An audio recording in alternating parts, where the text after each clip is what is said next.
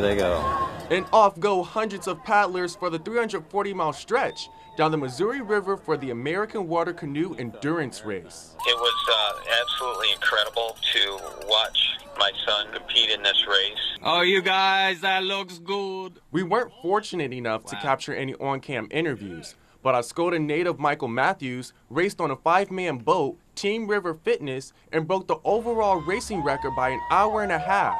The overnight race took the men 33 hours and 1 minute. A lot of times it still doesn't seem real that we were able to break the record. It was about 5 hours into the race where a large barge traveled upriver. As the paddlers headed down, 6-foot-tall waves slowly filled the canoe. And it got to the point to where the boat was full of water and we just couldn't paddle it anymore. Team River Fitness had no choice but to dive in and head to shore, costing them 30 minutes. The Dream Squad was anything but lucky.